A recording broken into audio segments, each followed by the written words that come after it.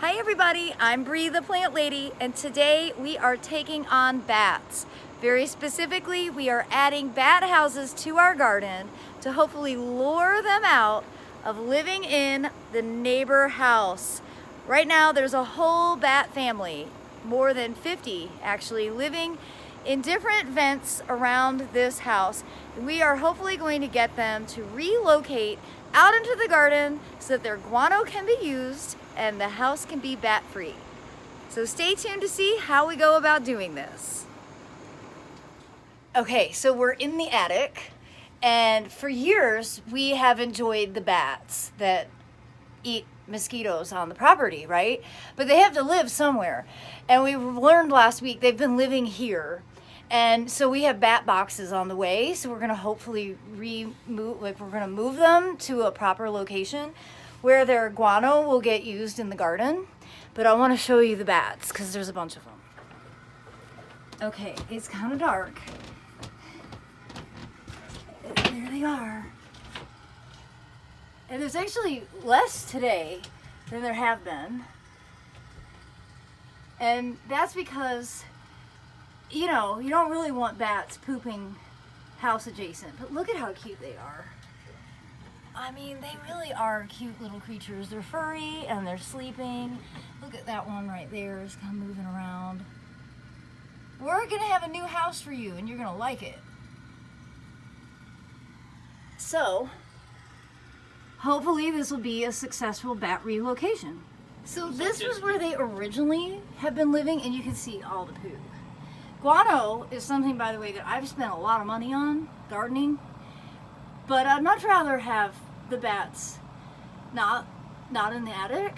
I mean, they're not in the attic, see their screen, but the mothballs have helped because they were all living here, right? Yeah, there was about 20, 25 right in there. So we're down to one.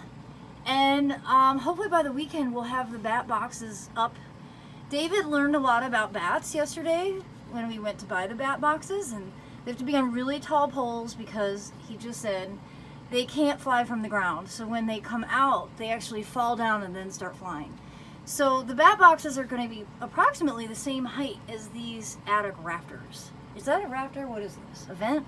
And that would just be a gable vent. A gable vent. So there you have it. Up close and personal, a little bat. Hey, bat. We should name him. I know, right?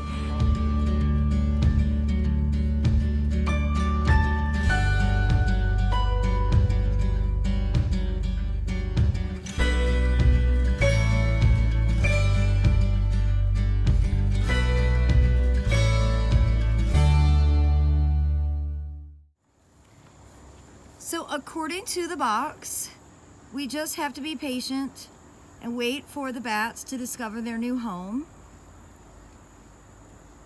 And we are getting this up, not quite in the middle of summer, but you know, eventually they'll move in, I hope. We did buy 2 of these, so they are like back to back. So technically there's 4 chambers for all of them. And with any luck, they will move into the bat house and out of the, what was it called? It's a ridge vent. Out of the ridge vent of the house next door, so that we can all live harmoniously together in the garden. Remember, bats are really important for the ecosystem. They eat a huge amount of bugs every single night. You want to have bats in your garden.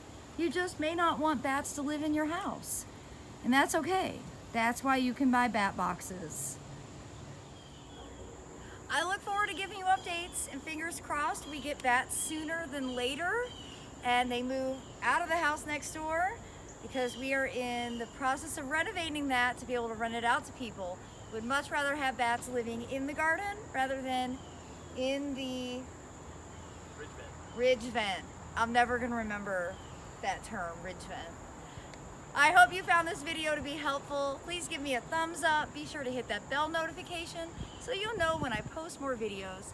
And as always, thank you so much for watching, everybody.